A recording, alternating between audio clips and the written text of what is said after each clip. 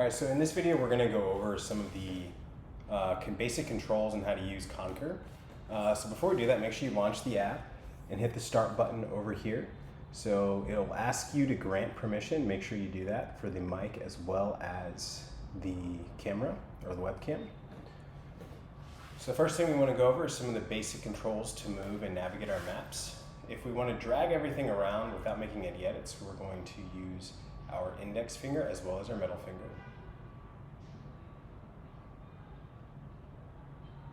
This will pan the entire canvas. So again, to move everything around, index and middle finger to thumb on one hand, both hands for zoom in and zoom out. Here we have a PDF article.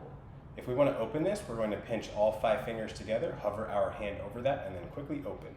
This will open the PDF in the full page view or all pages view. And the same gestures allow us to zoom in and out as well as to pan around.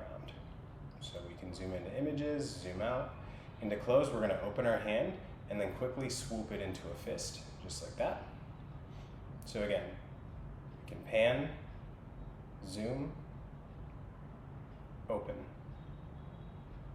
and close, just like that. Now, if we want to move something around or change its position or its size, we need to activate the edit mode. So to activate the edit mode, we're going to use our right hand. We're going to hold our hand open like this. This cues the system that we are wanting to change quick commands. So we then do a double pinch of our index finger to our thumb, like this on the right hand. That changes our mode into edit mode. So now you can see we can drag things around, or we can zoom into our article here and make it a little larger and resize. Say we want to move all of these things at once, we can do a double pinch. This will select everything, and now we can drag that entire group of all connected items.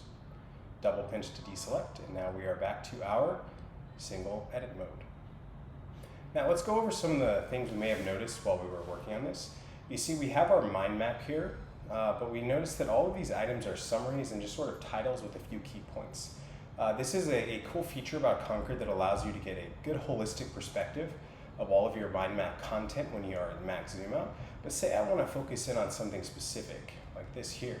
I can zoom in, and at medium zoom, it'll show us some key points as well as some key formula if we're on our viewing something with math in it. Now we can zoom all the way in, and this will take us to the full detail content. So we zoom all the way out, takes us to our final overview view. Now, how did we get this article and these articles or PDF documents and images? What we did was we opened our media library. To open the media library, we're going to pinch our right. Well, first we're going to hold our hand into the position that cues the AI in that we're trying to switch our modes. We're going to pinch our right pinky to our right thumb 2 times. This will open the media library, and now to add items, all we have to do is hover over the green plus button. You'll see it kind of snap onto it. That lets us know that the system is targeting there, and we're going to pinch and just drag somewhere onto the canvas. Now, let's go take a look at this getting started guide to see some of the other features. So we went over our setup here. This is actually just my laptop hooked into my TV, which is where I'm viewing this content. We went over our multi-move, but there's still some other functionality we haven't gone over, like what's this connection? Let's go over that. So to close this again, we open our hand, swoop it into a fist. You see, we already have some of these connections here, but how do we create one? There's 2 ways. One is to manually create a connection, so we're going to activate the connection mode quick command. That's going to be our left middle finger to our left thumb, double tap. So to select our starting node, we click on it, it'll turn green to let us know that it's that we're ready to connect, and then we click, and now it automatically or it creates our connection there. And now if we do a bulk select on here, we'll see that it also selected those items. So that's the connection mode. So again, left middle finger to left thumb, select an item, and it creates the connection. Now, how do we get rid of stuff? We're going to activate our delete mode, which is going to be our right hand, double pinch our right middle finger to our right thumb. That's the quick command there. Always remember to pose your hand into the quick command select position, which is all fingers open, hand out like this. To delete something, we're just going to double pinch on it. Now to undo, we're going to use our quick command for undo, which is going to be our right ring finger, double tap to our right thumb, just like that. We can also delete edges and undo the delete for edges. Now, the hand with no color, this is the explore mode. It'll never make any edits or move anything around. So let's see if there's anything else in this getting started guide that we missed. So actually, let's go over something real quick. Again, the opening gesture is to put all 5 fingers together, hover over the item we want to open, and then quickly open, and that opens that item. So this is the open files, that's what we went over. We've gone over editing, moving things around, as well as resizing them. We went over connecting, and some of the other gesture basics, like the quick commands. Now let's go over some of these AI features. How did we create these nodes here? There's a few ways you can do it. You can create a node from scratch without any previous connections. So to activate our AI mode, we're going to use our left ring finger to our left thumb. Make a fist and say anything or ask about anything you want. What is ChatGPT? Now, while this is loading, let's go over something. One of the things you might have noticed is that I'm being very disciplined with the position I'm holding my hands in. It's very easy for us to start to curl our hands in like this and to start making it look like we're trying to pinch and drag stuff. Make sure you always keep your hand in a neutral, open position so that the AI doesn't think you're making any specific gestures. So here we see our response is already well underway here. So let's go zoom out a little bit. And here, this is even some of the advanced math stuff about how ChatGPT actually works.